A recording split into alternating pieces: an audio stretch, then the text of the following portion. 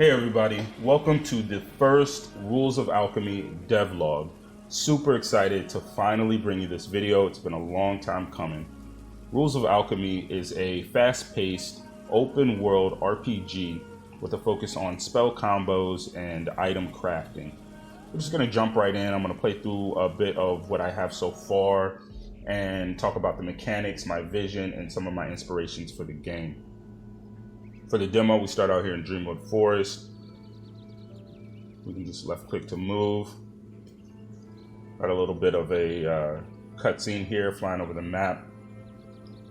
Generally, it's set in a fantasy world, but there will be little elements of technology and, sci-fi.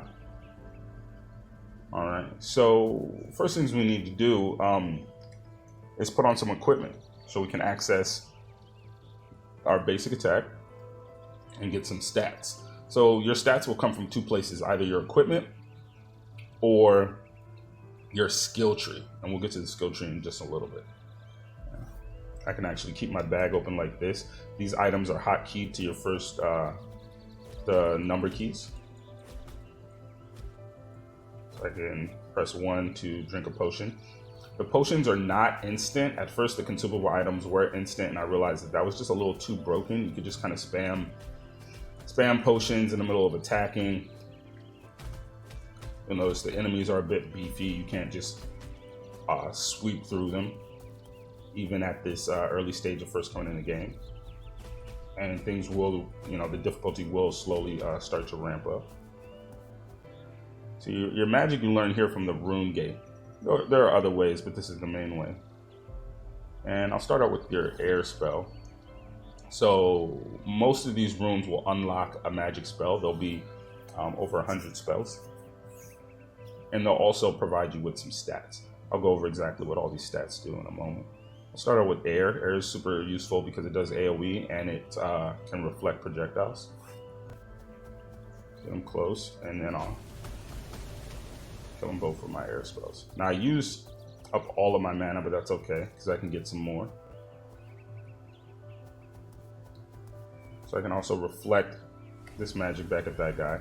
The reflection doesn't do a lot of damage, and that's partly because just after a little initial testing, I realized it was kind of broken if the reflections did too much damage, or you'll also notice they don't travel super far. So yeah, the enemies are beefy because I didn't want it to be too easy.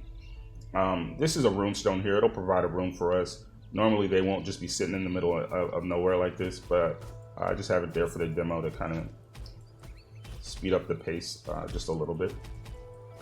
So I just picked up that rune, and what that'll now do is allow me to learn another spell and get some more stats. So I'll go back to the rune gate. This time I'm going to learn my lightning, unlock the lightning element. And when I do, so you not all the spells are just cast simply by pressing a button. Only your root core spells, air, water, earth, and fire, are cast by pressing a single button. These spells have to be done essentially like combos by combining different elements. So now that I've unlocked lightning, it's telling me lightning equals air plus fire. So even though I don't know fire yet, I can combine my air spell with fire that's in the environment to create lightning.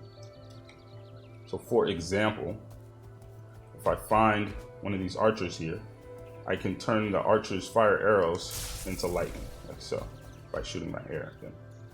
And then that extra magic was able to take out that swordsman who's only weak against magic. So there'll be a lot of different strategies and combination magic like that in the game. And in fact, magic will go as far as tier 4 and tier 5 spells.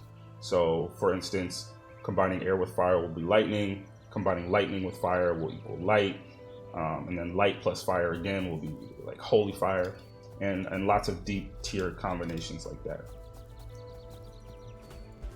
So I can bait these fire arrows, then use the lightning.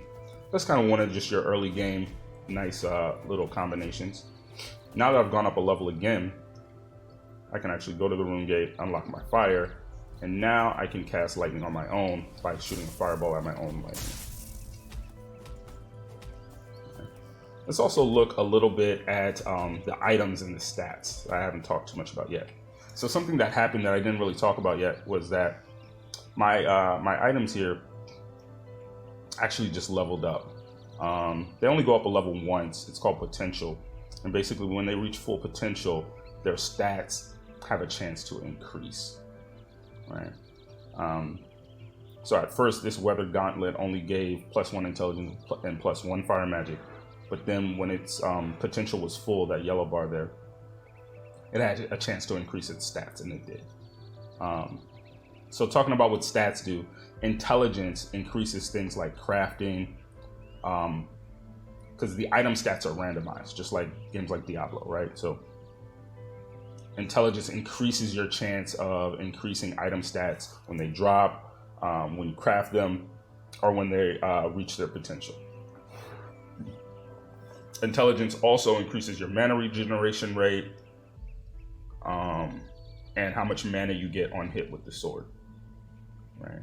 So mana amplifies your magic when you cast, and that's this blue orb here.